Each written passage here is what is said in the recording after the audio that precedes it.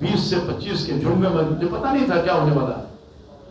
मैं निकला, 3 फायर, ढाई ढाई, गोली की आवाज में तो स्तब्ध रह गया। अरे ये क्या हो रहा है? मच्छर भी हमसे नहीं बड़ा होगा, और सपना में भी किसी का हित नहीं किया। मैं राजनीति किया तो बिल्कुल फेर होकर राजनीति किया।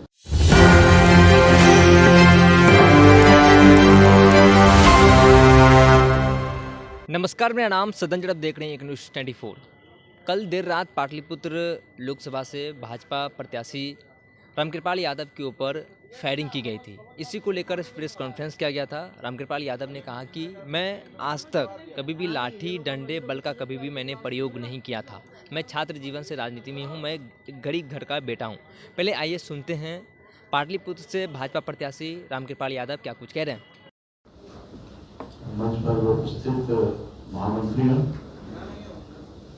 और आप सभी पत्रकार समाज पत्रकार भाइयों, जिंदगी का लंबा राजनीतिक जीवन का लंबा समय मैंने काटा है आपके सामने,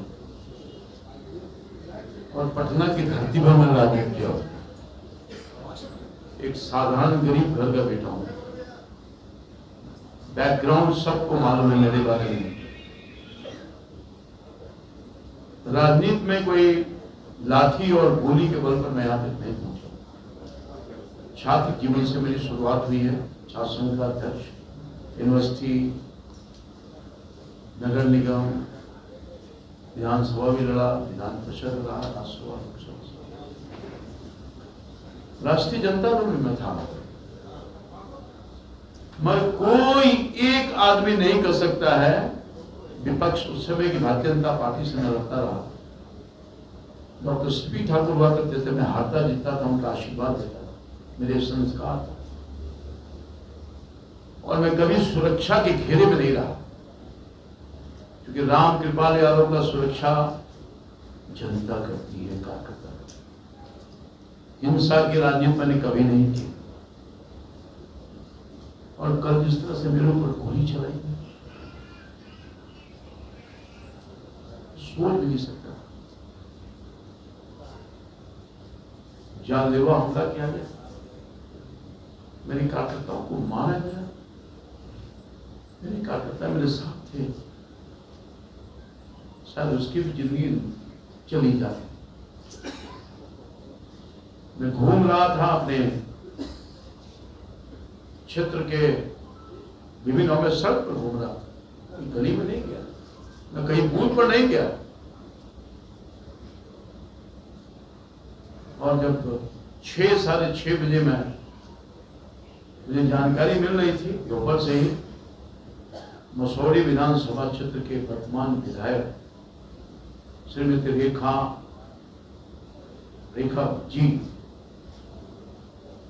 तिनेरी मसौड़ी का एक बहुत तिनेरी बड़ा आबादी वाला गांव है, वहां पर गैर कानूनी तरीके से घुस करके बूथ को बाधित करना, बूथ को प्रभावित करना, कहीं से इजाजत कानून नहीं देता। कोई भी एमएलए, कोई भी आदमी अपने मतदान केंद्र पर जा सकता है, और अपने गुंडों के साथ जाकर के बूथ में प्रभावित करना, हंगामा खड़ा करना, इसकी जानकारी मुझको मिली थी। और मैं 6:30 बजे मतदान केंद्र पर मतदान बंद हो गया, मैं वहां स्वयं गया था इस सब चीजों की जानकारी लेने के लिए। और वहां से जानकारी लेके जैसे ही मैं जो पटना डोभी नया 4 लेन जो अभी तो बन ही रहा है, इस पर मैं चढ़ा। तिनेरी गांव से निकलते के साथ मैं था, मेरे पास 2 सुरक्षा कर्मी थे और 2 कार्यकर्ता थे। इससे ज्यादा मेरी एक गाड़ी थी। मैं एक गाड़ी से ही चलता हूं, आप सब लोग जानते होंगे, रात भर में चलता हूं, कोई अतिरिक्त सुरक्षा नहीं लिया। मैं थाना को भी नहीं बोलता हूं। ये मेरे, चूंकि हमने किसी को आज तक अपने जीवन में हित किया ही नहीं। मच्छर भी हमसे नहीं बड़ा होगा, और सपना में भी किसी का हित नहीं किया। मैं राजनीति किया तो बिल्कुल फेर होकर राजनीति किया। आप सब लोग उसके गवाह हैं। सबकी मदद की, हमारा पक्ष वाला विपक्ष वाला सबकी मैंने मदद की है। ये खुलेआम आप सब लोग जानते हैं। तो मैं जब वहां गया, जैसे ही निकला तिनेरी गांव से जमालपुर गांव की तरफ जाने के लिए, कार्यकर्ता से मिलने के लिए, क्योंकि वहां भी कार्यकर्ता उत्साहित थे उस इलाके में, क्योंकि समय कम था, लंबा इलाका था, मैं नहीं जा सका था, तो उससे मिलने के लिए गया। उत्साहित थे, लोगों ने मत किया था। जैसे ही मैं रिंग रोड पर निकला, 20 से 25 के झुंड में, मुझे पता नहीं था क्या होने वाला। मैं निकला, 3 फायर, ढाई ढाई गोली की आवाज में तो स्तब्ध रह गया। अरे ये क्या हो रहा है? मेरे साथ वहां के स्थानीय मुखिया के पति और 3-4 और कार्यकर्ता आपको गाइड करने के लिए, गांव में ले जाने के लिए चाह रहे थे।